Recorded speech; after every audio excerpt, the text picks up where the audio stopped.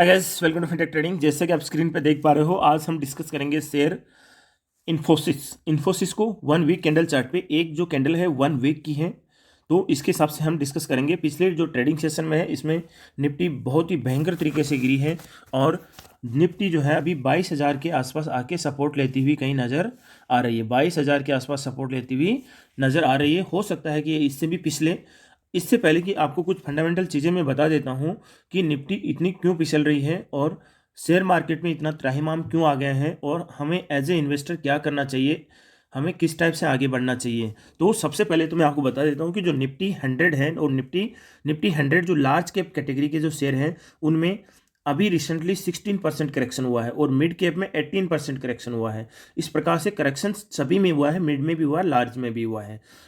और करेक्शन का जो कारण है वो सिंपली कारण यही है। सिंपली एक कारण तो हम ये बोल सकते हैं, इसका जो मेन कारण है कि इसका जो वैल्यूएशन जो है, निफ्टी का वैल्यूएशन काफ़ी हाई हो गया था, जिसको हम पी रेशियो हम बोलते हैं, प्राइस टू अर्निंग रेशियो। वो निफ्टी का हम देखें पर्टिकुलरली तो 40 to 45 हो गया था, जो कि एक आइडियली जो है 25 to 30 के आसपास रहना चाहिए, वो 40 to 45 हो गया, तो हाई वैल्यूएशन हो गया।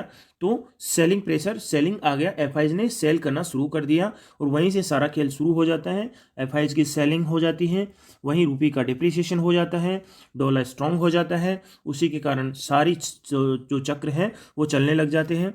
वहीं चाइना जो है एक स्टिमुलस पैकेज जो है अनाउंस कर देती है, उसी की तरफ फिर ये जो हमारी एफआईज है जाना स्टार्ट कर देती हैं।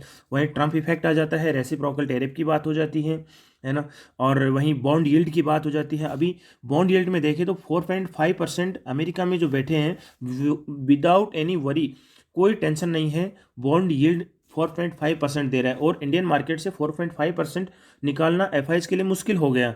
तो एफआईज तो यहाँ से ऑब्वियसली फिर निकलना ही पसंद करेगी। लेकिन रेसिप्रोकल टैरिफ की जहाँ तक बात आती है, वो गुड्स एंड सर्विसेज में केवल गुड्स के ऊपर ही अप्लाई होता है, सर्विसेज के ऊपर अप्लाई नहीं होता है। तो जो आईटी कंपनियां हैं वो गुड्स नहीं बेचती हैं, वो केवल सर्विसेज एक्सपोर्ट करती है, सर्विसेज ये देती है। इसलिए इस कंपनी को स्टडी करना हमारे लिए इंपॉर्टेंट है, क्योंकि इसके ऊपर कोई भी चार्जेस उस टाइप के रेसिप्रोकल चार्जेस से ये फ्री रहेगी। और दूसरी बात, अब हम देख सकते हैं कि अभी इनमें क्या वैल्यूएशन हो सकता है। आप देख रहे हो कि कंपनी काफ़ी समय से स्ट्रगल करती हुई नज़र आ रही है। लोअर साइड में ये 1200 का एक यहाँ पे बॉटम अप लेती है और उसके बाद में ये यहाँ से देखिए ये इस टाइप से दौड़ती हुई हमें नज़र आती है। अपर साइड में इसको देख सकते हो आप, ये दोनों लाइनों के बीच में कंपनी चलती है, शेयर चलता हुआ हमें नज़र आ रहा है। तो अभी हमें क्या करना चाहिए, यदि ये शेयर यहाँ से और डाउन साइड में आ जाता है तो ये 1600 को तोड़ के डाउन साइड में आके आपको 1400 पे सपोर्ट लेता हुआ मिल सकता है।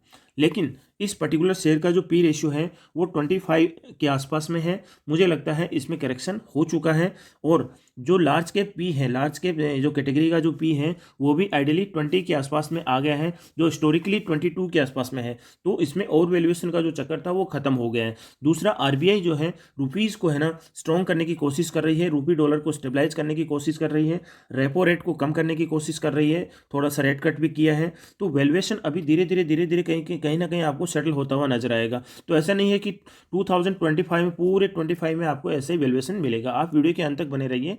देखिए अभी इसके हम लेवल्स देखें, हो सकता है कि ये शेयर आपको 1400 पे मिले तो भी आप लो, हो सकता है कि आपको यहाँ पे देखो 1600, 1600 1700 के आसपास भी इसका यहाँ पे सपोर्ट है।